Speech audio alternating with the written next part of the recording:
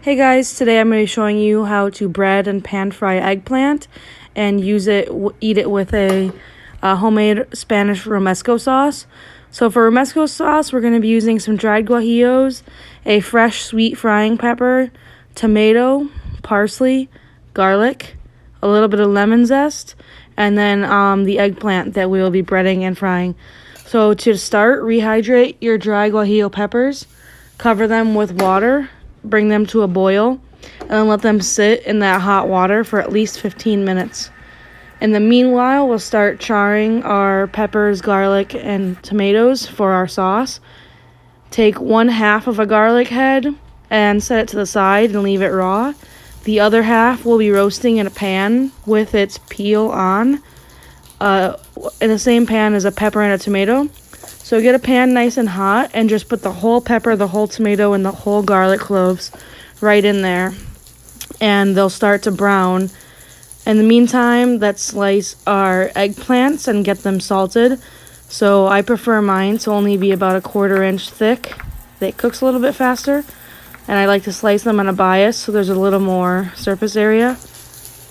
So slice them and then sprinkle a little bit of salt and then layer with more eggplant and sprinkle a little bit of salt. The salt just helps draw out any bitterness and will help keep the eggplant from absorbing too much oil. And as you can see, the tomato and the pepper are starting to brown on the skin, so I'll flip them over. And then in the meantime, I'm going to get my breading mixture ready. So I have Panko breadcrumbs that I'm going to chop in about 1/4 cup of fresh parsley and add it to the breadcrumb mix. It's going to be a 3-step breading process. So it's going to go flour, then egg wash, then breadcrumbs. So for the egg wash, I'm using 2 eggs. Just crack them and add about a tablespoon of water and whisk it together. It'll just help create a really nice thin consistency, so you're not trying to batter your eggplant in only egg. It's too thick that way. So give it a little whisk, set it aside. My peppers and tomatoes are properly blistered. At this point, we're going to put them in a plastic bag. You can also put them in a mixing bowl and cover it with plastic wrap. Basically, what you want to do is trap the steam from the cooking process, and the steam will help loosen the skin on the peppers and the tomatoes. So just let that sit aside, and we'll get the rest of our breading. So to some flour, I'm going to add some salt, some garlic powder, onion powder, and paprika. You can kind of season this eggplant any way you like. But most of the flavor will be picked up if you add it to the flour step of the dredge.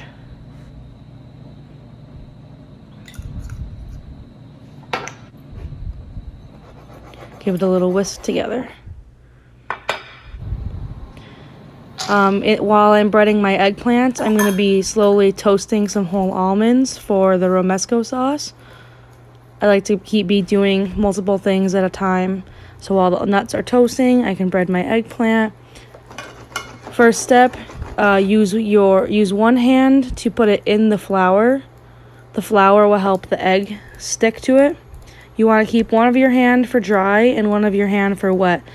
So if you kind of shake your container, it's the best way to evenly coat your eggplant. Then take your other hand and place it into the breading, but make sure that you don't use that same eggy hand to mix up your breadcrumbs. Then use your dry hand to shake it all over and to remove the breaded eggplants. And just place them on like a plate or sheet tray while you go ahead and 3-step dredge all of your eggplants.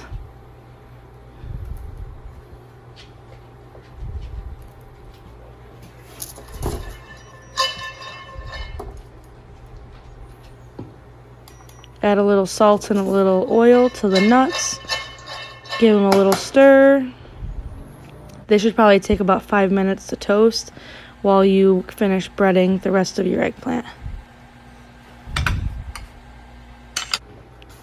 Once they're done, nice golden color, put them in a bowl to cool. And we will de-seed our rehydrated guajillo peppers. The seeds are just going to add a spice. So if you want it really spicy, you can go ahead and leave them in. I prefer to take them off. You can either scoop it off with your hand or you can rinse it under cold water. Set those aside. Then we're going to peel the skin off of our tomato. I like to peel it over a bowl so I can catch any juices that might drip, because we are going to be re-cooking it once it is skinned and peeled. The charring adds a layer of flavor. Taking the skins off will give you a really nice textured sauce, and then re-cooking the steamed tomato will add another layer of flavor. So take the garlics out of their skins and the fresh pepper that we roasted. You can peel the skin off with your thumb, or you can rinse it under cold water. And then we're going to take the guajillo peppers and the orange roasted pepper, and we're just going to rough chop them so that the food processor has an easier time with the sauce. The guajillo I just sliced down the middle and a few slices the other way. And you can add it to a bowl with your nuts, your raw garlic, and the peppers all together. In the meantime, I'm cooking down that tomato juice, and I'm going to add a 1/4 cup of breadcrumbs. This will help soak up the rest of the juices from the tomato, and all of that's going to go get blended into your Romesco sauce. So once the breadcrumbs go in, you're pretty much ready to start assembling the sauce. It's almost like making a pesto. So first goes in your herbs, your nuts, your peppers, and your tomato breadcrumb mixture. Then we're going to give it a good couple of pulses in the food processor. Make sure everything's very well combined. Next, I'm going to add a 1/4 cup of red wine vinegar and about a 1/4 cup of olive oil. At this point, if you want to do less olive oil and keep it chunkier, do just a little bit of oil. If you want it really thin, like a drizzleable sauce, add more oil. We'll add about 2 teaspoons of salt, a couple of shakes of paprika, probably about a teaspoon of paprika, and just a few little shakes of cayenne pepper. That's also a personal preference. I also like to zest 1 lemon at the very end. It really helps keep the sauce really fresh and vibrant. So pulse all those together. Then your Romesco sauce is ready. Put it in a little bowl. At this point, the sauce can be used for anything, smeared on a sandwich, tossed with pasta, any roasted meats or fish. For the part frying of the eggplant, get a medium hot pan with a generous layer of oil in the bottom. Then place all your eggplant in the pan. Let it cook for about 4 minutes on one side until it gets nice and golden. Then we'll flip it over and cook the other side.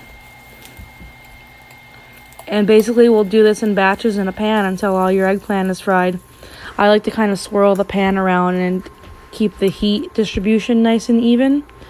But once they're golden on both sides, probably about 4 minutes per side, the eggplant should be cooked through and the breadcrumbs are nice and crispy. And it's really good to snack on just like this.